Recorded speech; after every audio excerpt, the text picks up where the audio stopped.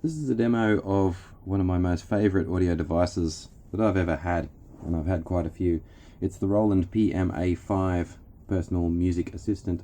It's basically a MIDI file creator, backing music provider. It can also operate just as a sound module, so you can feed any MIDI instrument into it. MIDI sockets at the end there, computer connections at the side, option there for your foot pedal as well, and obviously headphones and power also provided. There's a lot of features in this, and it's got really good software. I should point out too, it also comes with this stylus, which slides into the side here quite easily, and it gives you full control over the whole system. Also works with your finger touching it, but there are some quite fine controls, so it's good to have this pen tip. Anyway, just as a quick tour through, I'm going to zoom in slightly to the display here. Okay, so S05 is actually referring to the song title. You can have 20 songs stored in there at a time. I've just called this one Drums because it just has a very basic drum track that I've put into it. Turn my monitors up a bit.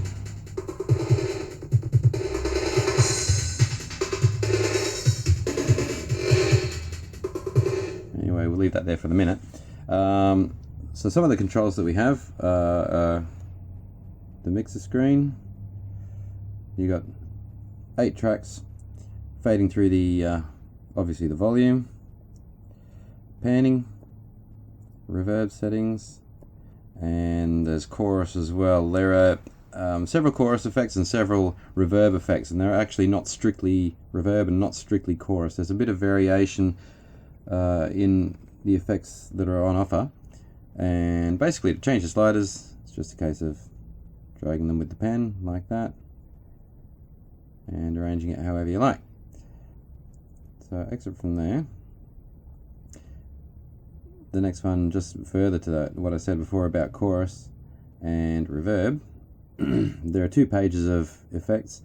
Reverb, you have delay there, which comes under the reverb category, pan delay, and several types of reverb. And moving over to the chorus page, and of course you can have chorus and reverb effects running simultaneously.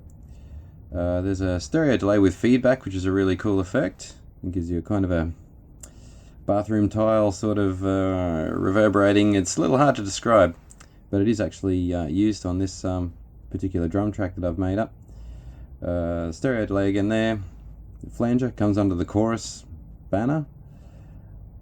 Feedback chorus, which is a pretty bright, gnarly sort of chorus, and then a series of your more traditional types of chorus. So I'll just switch that back to the stereo feedback again. Sorry, my movements on the pen are a little slow. I'm doing this through the camera viewfinder, so the angle's a bit deceiving.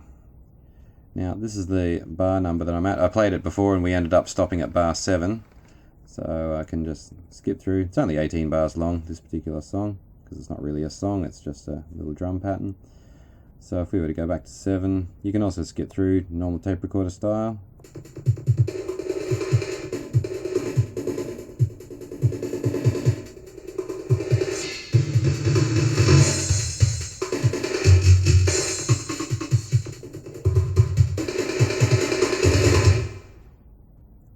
Go back to the beginning and hear it again, and I'll change some effects.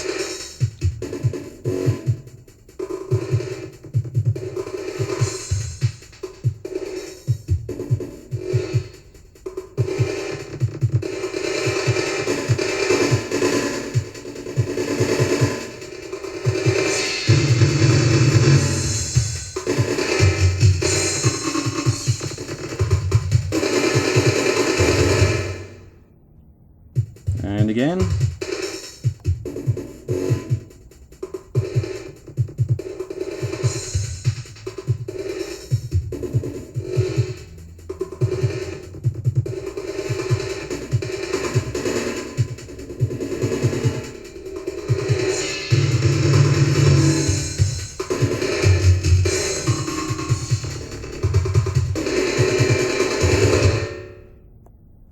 Okay, and of course the keyboard is actually the sounds on offer. So we've got most of my drums recorded on track 4. I've still got my flanger switched on there. Switch it off.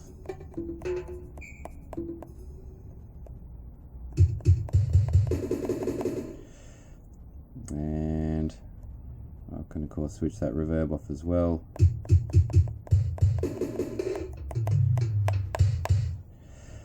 Alright, so there are, I think it's 304 instrument sounds on this one, so I'll play a track utilizing a few more of those sounds.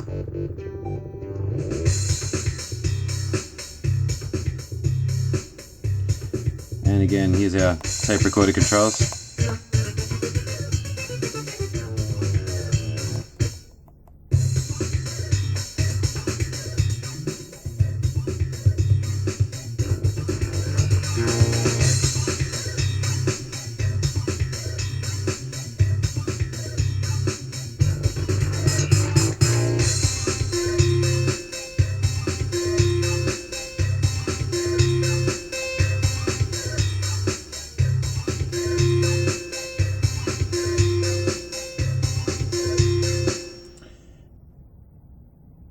Okay.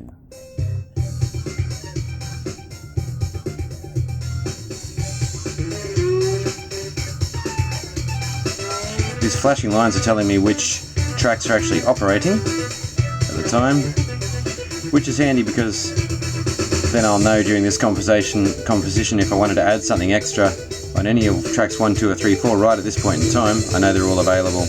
Track 3 is still available.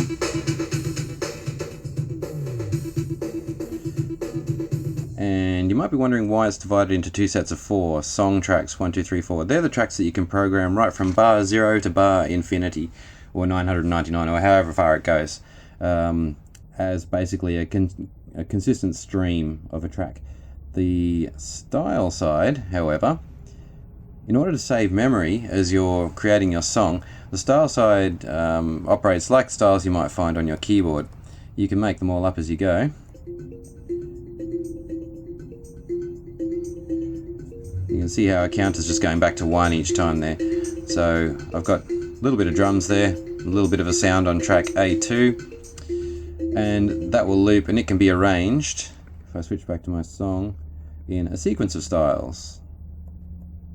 So these numbers, you can assign any character, any letter of the alphabet, upper or lowercase, or any number to any style, and then arrange it in a sequence like a long track. So rather than having a track playing a complete long stream of drums, for example, right from 0 to infinity, you can have a series of loop styles, which will save you a great deal of memory. And it just scrolls along like that. This is your whole song. There's the bar that we're on here, the measure. And keep on sliding through right to the end.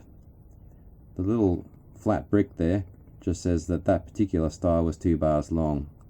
I've called it lowercase b, and it goes for 2 measures, so each cursor space is 1 measure. Okay, and it'll tell us in more detail. I can change whatever style I want to put in that section there. So I want to put something here, I can select from my list of, I think it's 255 different styles I can make. So if I put that one in, I just press enter there. So I'll start off with 2 blank bars to measure 58. So that was 2 bars, and then I've got nothing after that. So that's the way the track system works. Song tracks, a constant flow of MIDI signals from 0 to infinity. Style tracks are all looped. So that gives you a bit of an overview of the sounds. I might just play some little bits and pieces of some of the songs I have on this particular memory block.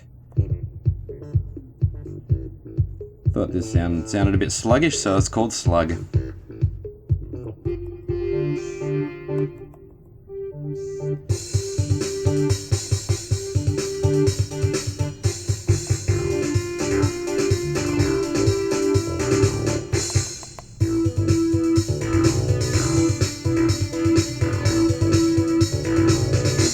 not exactly Mozart, but there you go. I should also point out too that you can use the location switch here to set up a couple of mark points in your song too. So if you're composing a particular area, you can skip to and from those areas and just reverse back to 0 anytime you want to, using that key right there. I think I've pretty much covered all the features there. You've got a kind of a touch bar there that just gives you a quick scan over all your notes. As for changing our sound, they're all divided into categories. So there's a guitar.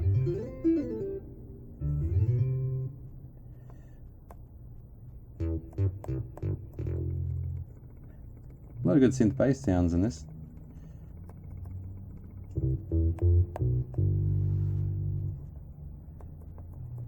And also all your traditional sounds.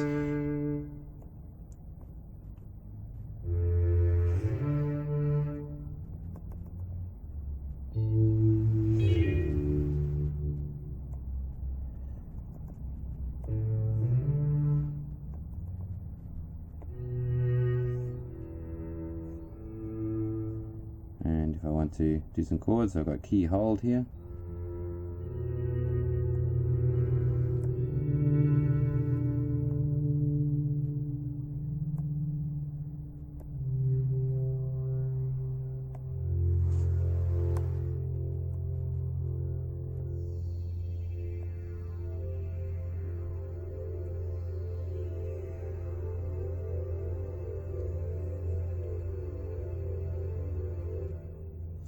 So there you have it. This is the Roland PMA5.